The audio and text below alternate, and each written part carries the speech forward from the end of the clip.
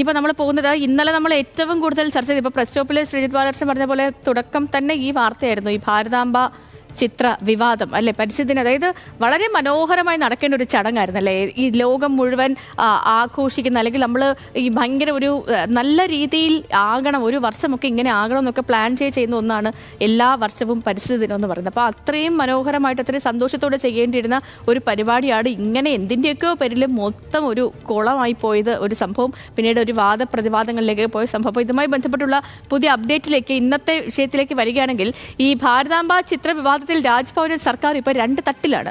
ഭാരതാംബയുടെ ചിത്രം ഉപയോഗിക്കുന്ന ചടങ്ങുകളിൽ പങ്കെടുക്കില്ലെന്ന നിലപാടിൽ സർക്കാർ.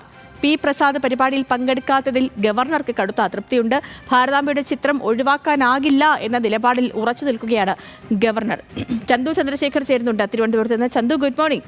ഇപ്പോൾ ഇന്നലെയാണെങ്കിലും ഈ വിഷയത്തിൻ്റെ തുടക്കം മുതൽ തന്നെ മന്ത്രി പി പ്രസാദ് ആകട്ടെ, CPI സംസ്ഥാന സെക്രട്ടറി ബിനോയ് വിശ്വം ആകട്ടെ, മറ്റ് നേതാക്കളാകട്ടെ ഒക്കെ പറഞ്ഞിട്ടുള്ളൊരു കാര്യം, ഈ വിഷയം ഭാരതാംബയെ വച്ചതിലല്ല, അതിലെ കൊടിയാണ് ഇവിടെ വിഷയം. അതായത് RSS ഉപയോഗിക്കുന്ന ചിത്രം, അതിന് മുന്നിൽ പുഷ്പാർച്ചന നടത്താനാവില്ല എന്നൊരു നിലപാട് മാത്രമാണ് CPI എടുത്തത്. അത് വളരെ കൃത്യമായി പറയുകയും ചെയ്തു. പക്ഷേ ഇപ്പോൾ ഈ പല BJP കേന്ദ്രങ്ങളിൽ നിന്നും RSS കേന്ദ്രങ്ങളും ഇതിനെ മറിച്ചൊരു രീതിയിലാണ് പ്രചരണം നടത്തിക്കൊണ്ടിരിക്കുന്നത്. കാരണം ഇടതു കേന്ദ്രങ്ങളിൽ നിന്നും ഭാരതാംബയെ വണങ്ങാൻ തയ്യാറായില്ല എന്ന രീതിയിലൊരു നരേറ്റീവ് ഇവിടെ സൃഷ്ടിക്കുന്നുണ്ട്. ഇപ്പോൾ സർക്കാരും രാജേന്ദ്ര അർലേക്കർ ഇപ്പോൾ അദ്ദേഹത്തിൻ്റെ വാക്കുകൾ അനുസരിച്ച് ഈ പ്രശ്നം ഉടനൊന്നും പരിഹരിക്കപ്പെടില്ല എന്നൊരു സൂചനയാണോ പുറത്തു വരുന്നത്?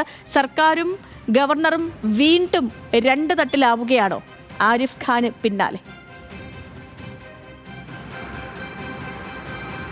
തീർച്ചയായിട്ടും സേതുലക്ഷ്മി, അങ്ങനെ തന്നെ കാണേണ്ടിയിരിക്കുന്നു. കാരണം കഴിഞ്ഞ ഗവർണർ, അതായത് ആരിഫ് മുഹമ്മദ് ഖാൻ കേരളത്തിൽ വരുമ്പോൾ വന്നു കഴിഞ്ഞതിന് ശേഷം തന്നെ സർക്കാരുമായി വലിയ തരത്തിലുള്ള ഒരു രൂക്ഷമായ ഒരു പോര് ആദ്യഘട്ടം മുതൽ തന്നെ ഉണ്ടായിരുന്നു. ആദ്യഘട്ടം മുതൽ സർക്കാരിനെ വിമർശിക്കുന്നു, സർക്കാർ തിരിച്ച് ഗവർണറെ അതേ രീതിയിൽ തന്നെ വിമർശിക്കുന്നു. ഗവർണർ പരസ്യമായി ഈ യുവജന സംഘടനകളൊക്കെ ഗവർണർക്കെതിരെ പ്രതിഷേധം സംഘടിപ്പിക്കുന്ന ആ സമയത്ത് ഗവർണർ പരസ്യമായി നിരത്തിലിറങ്ങുന്നു. അത്തരത്തിൽ വലിയ തരത്തിൽ കേരളം ഇതുവരെ കണ്ടിട്ടില്ലാത്ത തരത്തിൽ ഗവർണറും സർക്കാരും തമ്മിലുള്ള ഒരു പോരിലേക്ക് വരെ കാര്യങ്ങൾ നീങ്ങിയ ഒരു സാഹചര്യമുണ്ട്. പക്ഷേ അതെല്ലാം ഒരു അക്കാഡമികമായ വിഷയങ്ങളെ ചൊല്ലിയും, അല്ലെങ്കിൽ സർവകലാശാലയുമായി ബന്ധപ്പെട്ട ഉന്നത വിദ്യാഭ്യാസ മേഖലയുമായി ബന്ധപ്പെട്ട വിഷയങ്ങളെ ചൊല്ലിയൊക്കെയായിരുന്നു. അതിനപ്പുറത്തേക്ക് ഇപ്പോൾ ഒരു രാഷ്ട്രീയ തർക്കം, ഒരു രാഷ്ട്രീയ മാനം ഇതിന് വന്നിരിക്കുന്നു എന്ന് പറയേണ്ടിയിരിക്കുന്നു. അതാണ് കഴിഞ്ഞ ദിവസം ഈ രാജ്ഭവനിൽ ഭാരതാംബയുടെ ചിത്രം വെച്ച് അതിൽ പുഷ്പാർച്ചന നടത്തണമെന്ന് ഗവർണർ ശഠിക്കുകയും അതിനെ വിമർശിച്ച് അതിനെ എതിർത്തുകൊണ്ട് മന്ത്രി അതിൽ നിന്ന് വിട്ടുനിൽക്കുകയും മറിച്ച് സെക്രട്ടേറിയറ്റിലെത്തി അവിടെ ഈ ചടങ്ങ് സംഘടിപ്പിക്കുകയും ചെയ്ത ഒരു സാഹചര്യമുണ്ട്. പ്രധാനമായും മന്ത്രി